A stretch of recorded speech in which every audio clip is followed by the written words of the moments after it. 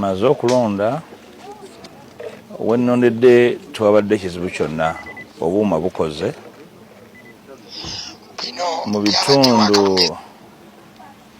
bitundu ebyala gye nasoose ku makya okulawuna ne ttiimu zange bitundu ebisinga obuuma bwaganye okukola ng'ogyeko ekyokuba nti n'ebikozesebwa byatuuse kikeerezi obuuma buganye okukola tukasiza ssaawa 4 ne mu kibuga wakati polling stations zingi zinaakulonda ne bwenjogerera ne mu Nnyendo bwe kityo n'ebitundu ebirala embeera eno eba yaggyewo dda ekifaananyi ekituufu ekyakalulu k'obwenkanya.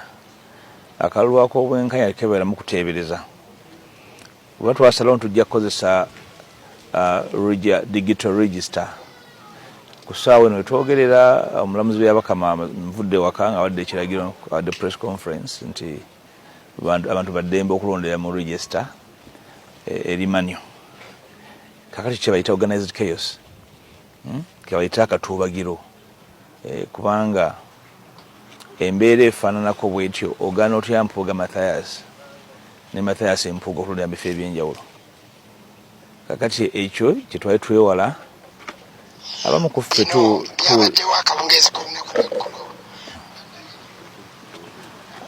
tuwulira obulumi olw'ensonga nti embeera eno twagirowoozaako ne tufaabina nnyo n'okuwa ku magezi bannaffe abakakalukanya b'ebyobufuzi nti tetugenda mu kalulu nga situkkaanyiza ku kituufu kya kukola.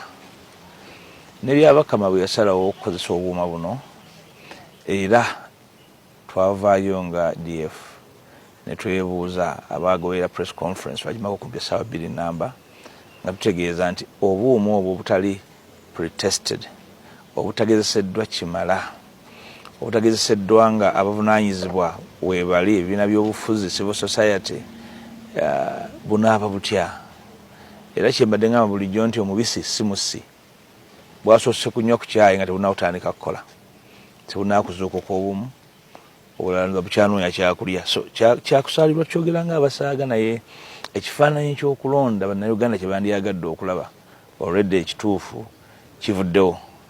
Kakati omuntu yenna bw'avayo n'agamba nti akalulu tikabadde ka bwenkanya tosobola kugamba nti si mutuufu.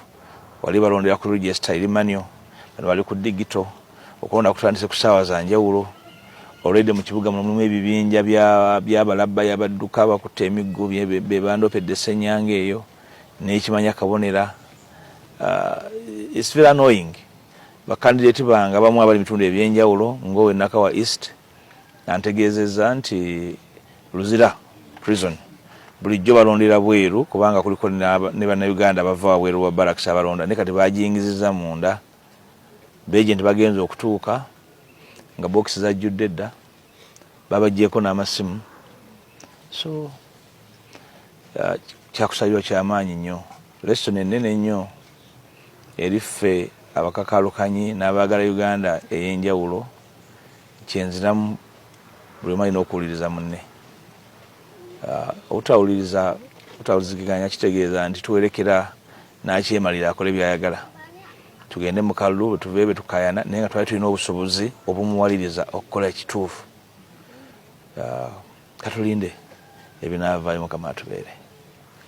The process is chaotic, I must state from the onset. Very chaotic in the sense that even as I speak, so many polling centers have not opened. Because opening means beginning of voting. And even those who are voting has been declared as startled. The VVR machines have failed to operate. And the last we've heard from Justice Byabakama is that both the manual and the digital registers can be utilized. And that has been the risk for disaster, for election disaster. All the time we have complained about it. Now that it's back, we should have known better as politicians and activists that you cannot go into an election over which you have not taken time to agree on the basics. Right now, there is no agreement as to the nature of the election. Instead, we are participating as citizens because there is a duty, but also because we are participating on the directives of an individual, and that's for me most unfortunate. Save for the fact that where I voted from University Center 2 it seems seamless, but the bulk of the city is chaotic. And that for me really negates the whole idea of a free and fair election that all of us looked up to. I cannot say that I'm vindicated because I personally and as a party, the DF, we warned about this possibility. Unfortunately, some of our colleagues were in a hurry to escort General Museveni to this election, and now we can see the disaster that we are harvesting of an election. This is most unfortunate.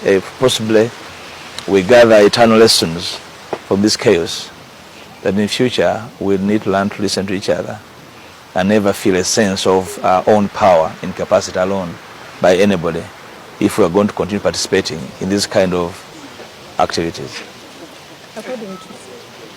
I mean, if you desire to do it right, doing digital elections is not the same as going to the mass.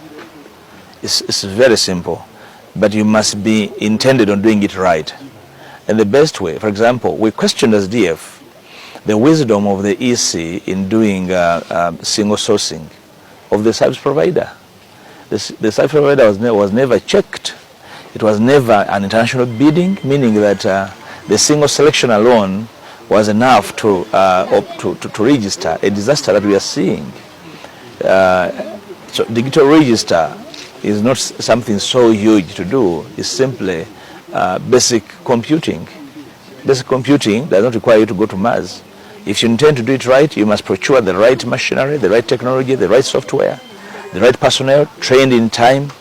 But we knew 5 years ago that we would have an election in this year. So nobody will tell me that we're not ready. The only issue is that we do not intend to have the election done right.